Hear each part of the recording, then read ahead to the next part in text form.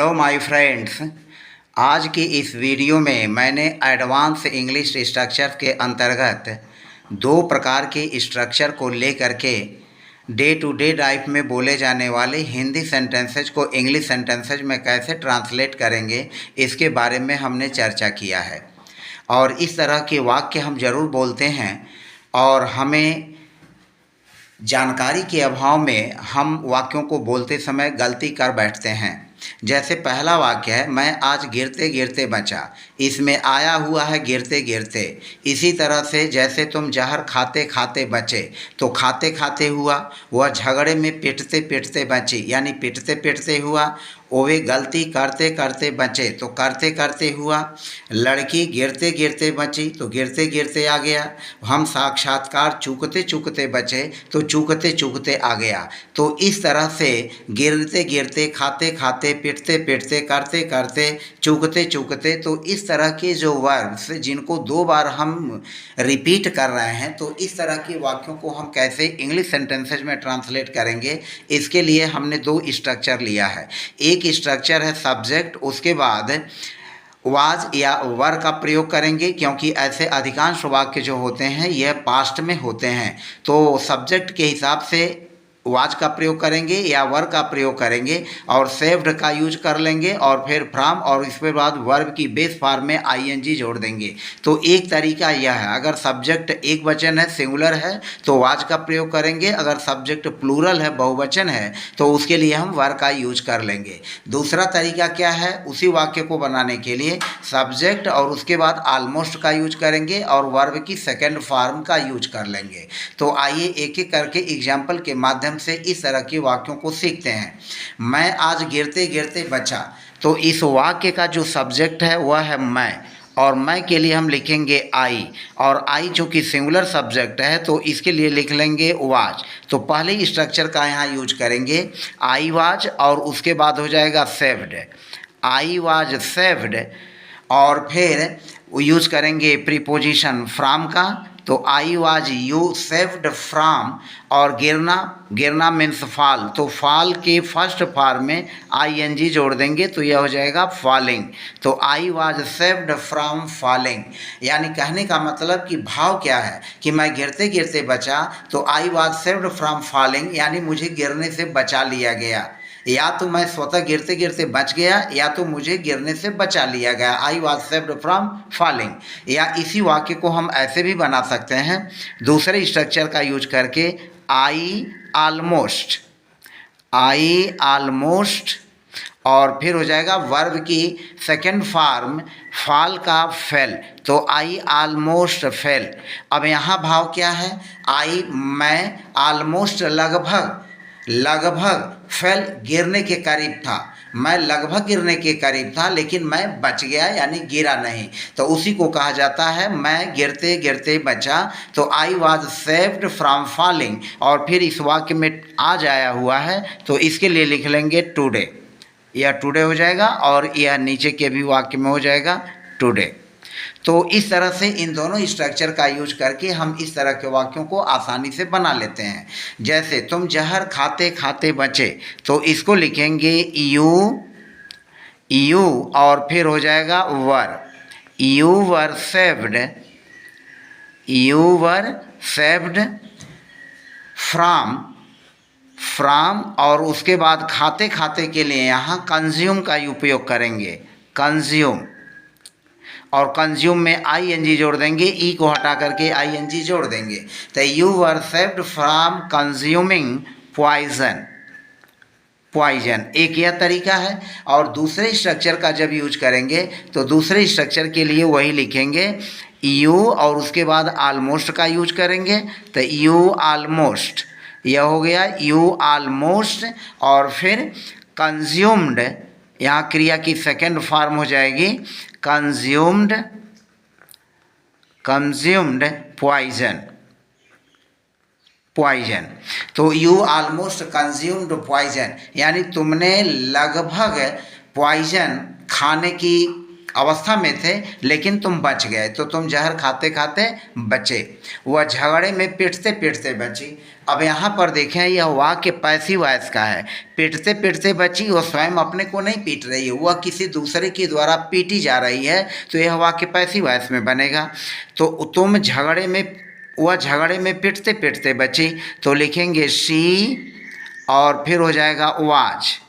She was saved, she was saved और फिर हो जाएगा from. She was saved from और फिर गेट का यूज करेंगे यहाँ, और गेट में आईएनजी जोड़ देंगे, getting.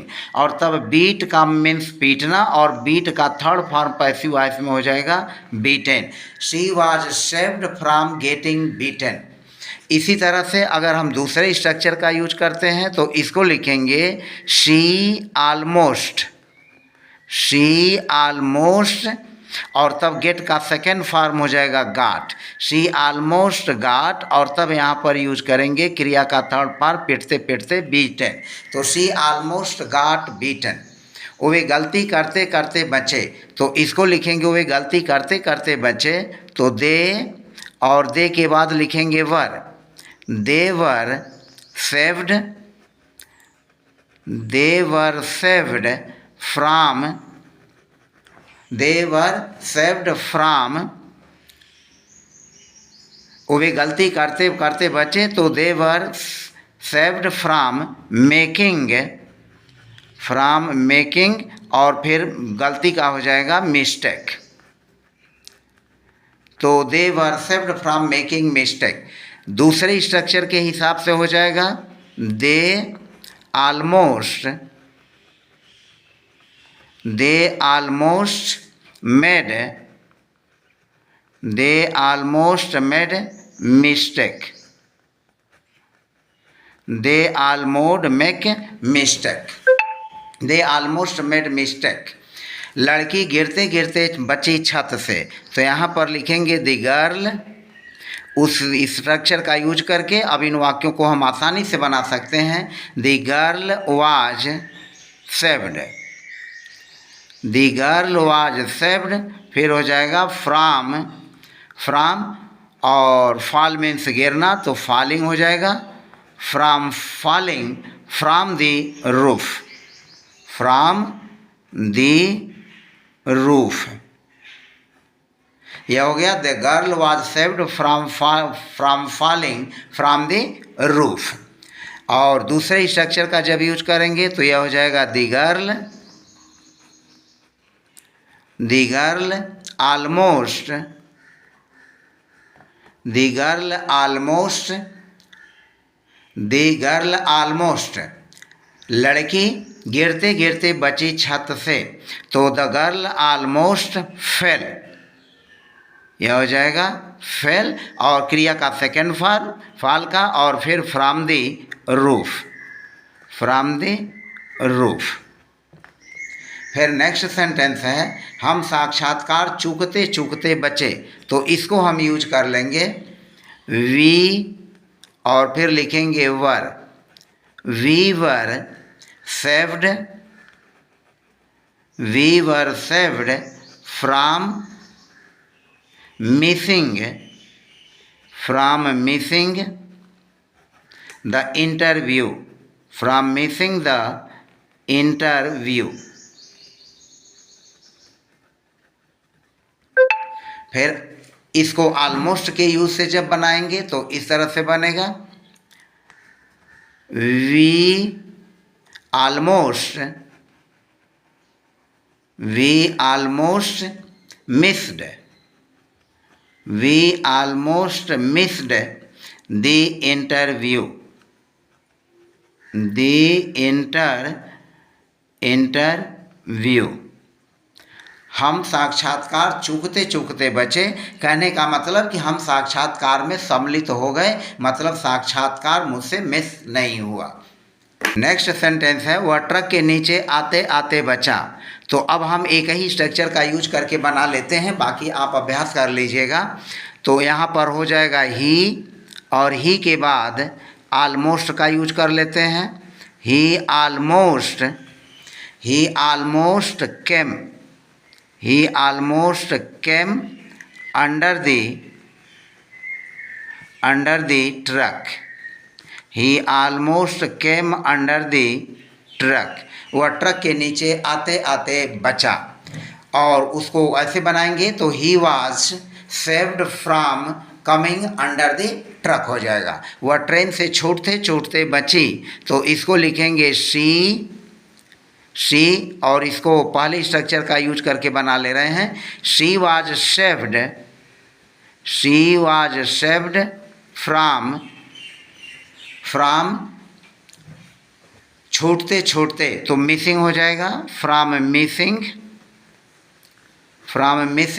The train, from missing the train, वह ट्रेन से छूटते छूटते बची। तो इस तरह से हमने 8 सेंटेंसेज के माध्यम से आपको ऑलमोस्ट और वाज सेव्ड फ्रॉम और वर्ब प्लस आईएनजी जोड़ करके इस तरह के स्ट्रक्चर पर हमने कुछ वाक्यों को अभ्यास में बताया। अब अगला है यूज ऑफ यूज्ड टू। अब यूज्ड टू का हम प्रयोग कहाँ कहाँ करते हैं, इसके लिए स्ट्रक्चर है subject plus verb to be, यानी इज का प्रयोग, एम का प्रयोग या आर का प्रयोग और वाज वर का प्रयोग अकॉर्डिंग टू दी टेंस और अकॉर्डिंग टू दी सब्जेक्ट के नंबर के हिसाब से हम उसको यूज कर लेंगे। अगर सब्जेक्ट सिंगुलर है तो इज या वाज का यूज होगा, अगर सब्जेक्ट प्लूरल है तो आर का यूज होगा या वर का यूज होगा, और यूज्ड टू का यहाँ पर यूज हो जाएगा। उसके बाद नाउन वर्ब आपकी बेस फॉर्म में आईएनजी जोड़ देंगे।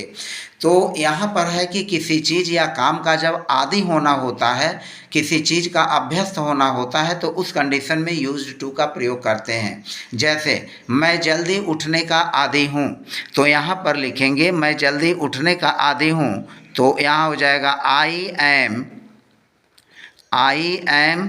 Used to, I am used to, और यह हो जाएगा वेक, तो वेक में आईएनजी जोड़ देंगे। I am used to waking up early, I am used to waking up early, मैं जल्दी उठने का आदी हूँ, तो यहाँ पर हो जाएगा यूज्ड टू का मतलब का आदि होना, तो I am used to waking up early. मैं शोर शराबे का आदी नहीं हूँ, तो इसके लिखेंगे I am not used to nice, I am not used to nice. अब यहाँ यूज्ड के साथ टू का यूज हुआ है और यह नाइस आपका अलग से है शोर शराबे का, तो शोर शराबे का हो गया और आदि यूज्ड टू। वह तेज मिर्च खाने का आदी है, वह तेज मिर्च खाने का आदी है, तो he is used to, he is used to spicy food, he is used to spicy food, वह तेज मिर्च मसाले खाने का आदी है, तो he is used to spicy food। तुम देर रात तक पढ़ने के आदी हो, तो इसको लिखेंगे यू और यू के बाद हो जाएगा are, you are used to. अब यहाँ पढ़ना, तो पढ़ना रीड हो जाएगा और रीड में यहाँ हम आईएनजी जोड़ देंगे, तो यहाँ पर रीडिंग नाउन का काम करेगा, यह प्रेजेंट पार्टिसिपल हुआ और यह नाउन का काम करेगा, तो you are used to reading late at night,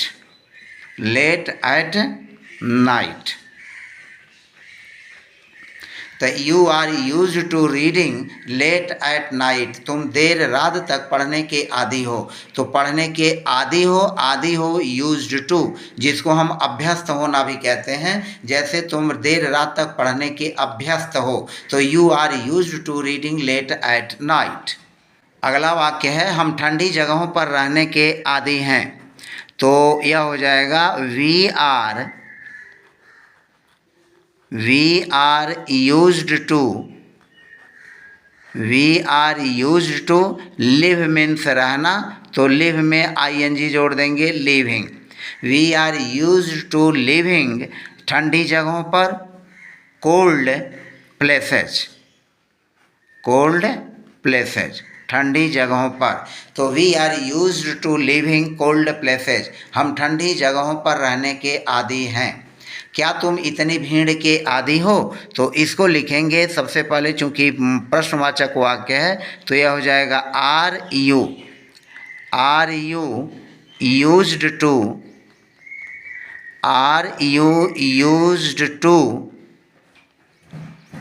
तुम, तो आर यू यूज्ड टू क्या तुम आदी हो? Are you used to so much a crowd, क्या तुम इतनी भीड़ के आदी हो? Are you used to so much a crowd. वह अंग्रेजी में बोलने का आदी नहीं है, तो इसको लिखेंगे he is not used to speaking, यहाँ स्पीक में आईएनजी जोड़ देंगे, used to speaking in English. He is not used to speaking in English में, तो he is not use to speaking in English, वह अंग्रेजी में बोलने का आदी नहीं है। बच्चे अब स्कूल जाने के आदी हो गए हैं, तो अब इसको भी हम इज MR के ही यूज से बनाएंगे, तो यह हो जाएगा द चिल्ड्रन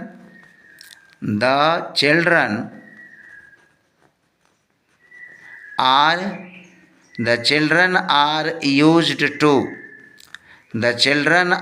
यूज्ड टू, और गो हो जाएगा और इसमें आईएनजी जोड़ देंगे, गोइंग।